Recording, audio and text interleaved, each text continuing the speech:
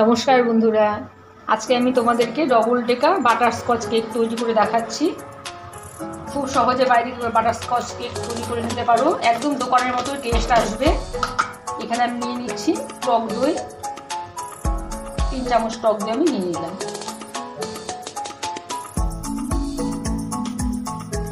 আর নিয়ে নিচ্ছি 1 কাপ উষ্ণ গরম দুধ, একদম উষ্ণ গরম দুধ, খুব বেশি গরম হবে না দুধটা। একটা হ্যান্ড মিটারের সাহায্যে খুব ভালো করে মিশিয়ে নিচ্ছি। দই আর দুধটা আমি খুব ভালো করে মিশিয়ে নিয়েছি। এখানে আমি নিচ্ছি 1.5 কাপ চিনি আমি নেব। চিনি একদম গরম চিনিটা আমি গুঁড়ো করে নিয়েছি মিক্সির সাহায্যে। 1 কাপ আর 1/2 কাপ চিনির গুঁড়ো আমি দিয়ে দিলাম, মোট 1.5 কাপ চিনির গুঁড়ো আমি এখানে দিলাম। আর দিয়ে দিচ্ছি এখানে আমি 1 কাপ তেল, একদম সাদা তেল হবে, এটা ফ্লেভারলেস তেল হতে হবে। আমি একটা সানফ্লাওয়ার তেল নিয়েছি। খুব ভালো করে চিনি তেল এসব মিশিয়ে নিচ্ছি। লিকুইড উপকরণটা আমি খুব ভালো করে মিশিয়ে নিলাম। ডবল ডেকার কেক বানাবো, তাই এখানে আমি 2টো বাটি নিয়েছি। একটা একটু চওড়া বাটি, ঘরের যে কোনো নর্মাল সসপ্যান বাটি তোমরা ব্যবহার করতে পারো। আর একটা নিয়েছি একটু ছোটো, একটু 10টা নিয়েছি। বাটিগুলোর মধ্যে আমি একটু তেল ব্রাশ করে নিচ্ছি। সাইডগুলোতে একদম তেল লাগিয়ে নিতে হবে, তাহলে কেকটা সহজে বেরিয়ে আসবে। কেক টিনগুলো আমি রেডি করে নিলাম। তোমরা চাইলে নিচে একটা পেপারও বসিয়ে নিতে পারো। শুকনো উপকরণগুলো আমি একটু ভালো করে চেলে নিচ্ছি। এখানে আমি ময়দা নিব 3 কাপ।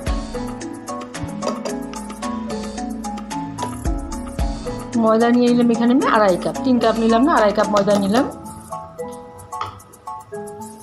2.5 কাপ ময়দায় বেকিং পাউডার লাগবে 2.5 চামচ। একদম খুব বেশি উঁচু উঁচু করে না, একদম সমান সমান করে 2.5 চামচ বেকিং পাউডার আমি নিয়ে নিচ্ছি।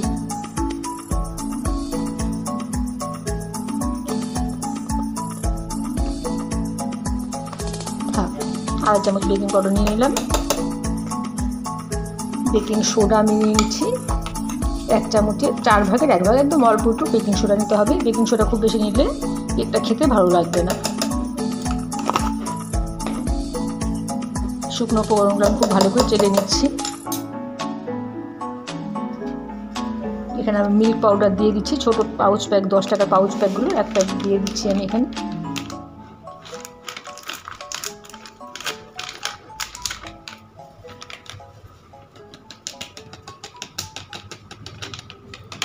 শুকনো উপকরণগুলো আমি খুব ভালো করে চেলে নিচ্ছি।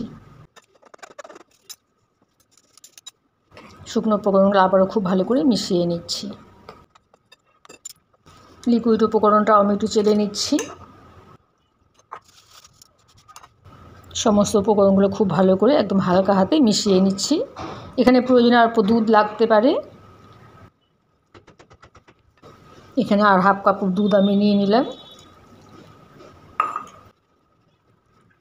কেকের ব্যাটারটা আমার রেডি হয়ে গেছে। তো এরকম একটু খুব বেশি ভারীও হবে না, আবার খুব বেশি পাতলাও হবে না, এরকম একটা ঠিক ব্যাটার আমি তৈরি করে নিয়েছি। বাটারস্কচ কেক, তাই এখানে আমি বাটারস্কচ এসেন্স দিয়ে দিচ্ছি।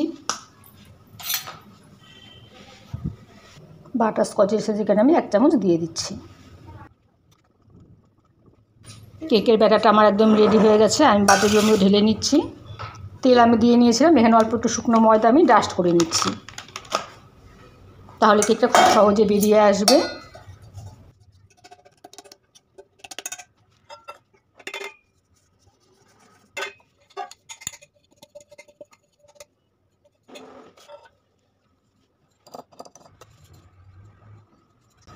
কেকের ব্যাটারটা আমি 2টো বাটির মধ্যে ঢেলে নিচ্ছি।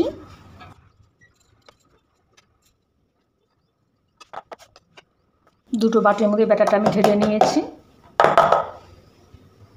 প্রেশার কুকারটা আমি আগে থেকে প্রিহিট করে রেখেছিলাম। প্রেশার কুকারের মধ্যে কেকটা আমি তৈরি করব। এখানে আমি একটা স্ট্যান্ড বসিয়ে দিলাম। কেকের বাটিটা আমি প্রেশার কুকারের ভিতরে দিয়ে দিচ্ছি।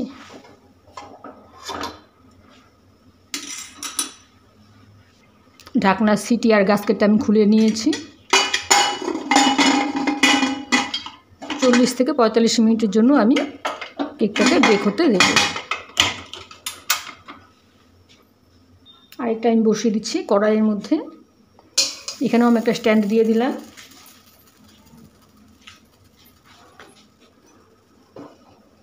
কেকের বাটিটা এখানে বসিয়ে একটা বড় ঢাকনা দিয়ে আমি ঢেকে দিচ্ছি। এটাও 40 থেকে 45 মিনিটের জন্য আমি বসালাম। লোতে রাখতে হবে। দেখো আমি একদম লো করে দিয়েছি, আর একটু লো করে দিতে হবে। গ্যাসের আঁচটা একদম লোতে রাখতে হবে। প্রায় 40 মিনিট হয়ে গেছে। কেকগুলো আমি দেখি রেডি হয়েছে কিনা। আমি একটা টুথপিক দিয়ে দেখছি। টুথপিক একদম ক্লিন এসেছে। কেকটা আমার একদম রেডি। গ্যাসের চুলাটা বন্ধ করে কেকটা নামিয়ে নিচ্ছি। এই কেকটাও আমি তোমাদের দেখিয়ে দিচ্ছি।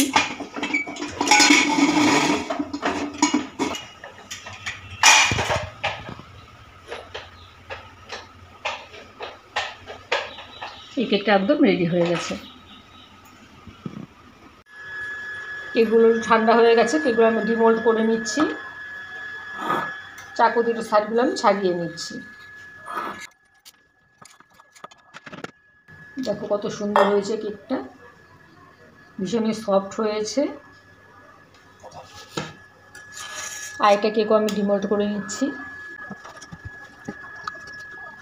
এখন আমি কেকগুলো ডেকোরেশনের জন্য মাঝখান দিয়ে একটা লেয়ার করে নিচ্ছি। আমি সুতো দিয়ে লেয়ার করছি। তোমরা চাইলে চাকু দিয়েও করতে পারো, সুতো দিয়ে করে খুব সহজেই হয়ে যায়। সুতোটা মাঝ বরাবর বসিয়ে আস্তে করে টান দিতে হবে।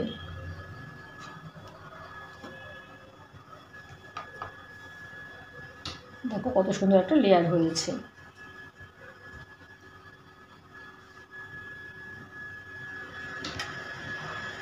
আর এটা কেকও আমি কেটে নিচ্ছি। দুটো কেকই আমি কেটে নিয়েছি। এখন আমি ডেকোরেশনটা করে নিচ্ছি। এক কাপ হুইপ ক্রিম আমি বিট করে নিয়েছি। এখানে আমি প্রতিটা লেয়ারে ক্রিম কোট করে নিচ্ছি।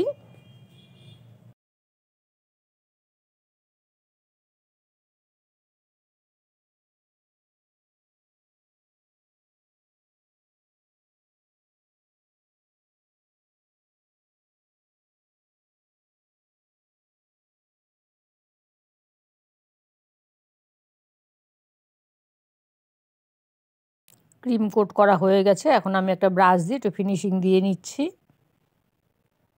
এখন কেকটাকে আমি নর্মাল ফ্রিজে 1 ঘন্টার জন্য রেখে দিলাম। তারপর বের করে এনে আমি আবার উপরে লেয়ারটা দিয়ে নিচ্ছি।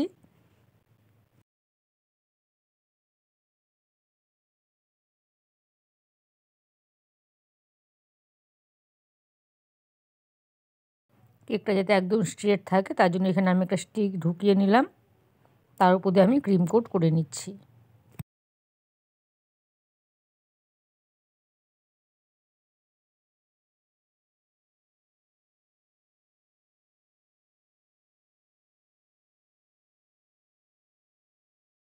উপরের লেয়ারটাও আমি ক্রিম কোট করা হয়ে গেছে। এখন আমি একটা ব্রাশ দিয়ে একটু ফিনিশিং দিয়ে নিচ্ছি।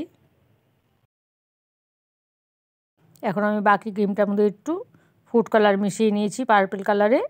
তা দিয়ে আমি একটু ফ্লাওয়ারগুলো এঁকে নিচ্ছি।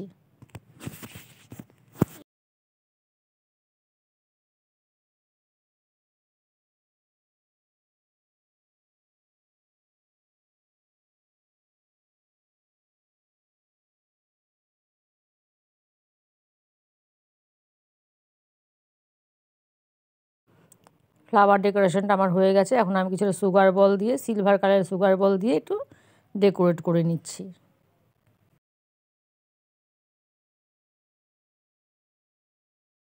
আমার কেকটা একদম রেডি হয়ে গেছে। দেখো কতটা সুন্দর হয়েছে দেখতে, খেতেও ভীষণ টেস্টি হয়েছে। আমার এই ডবল ডেকার কেকের রেসিপি তোমাদের কেমন লাগলো জানাবে। আমার চ্যানেলটিকে সাবস্ক্রাইব করে দিও, আর লাইক কমেন্ট দিতে ভুলো না। ঠিক আছে বন্ধুরা, আজকের মতো এখানেই রাখছি। টাটা।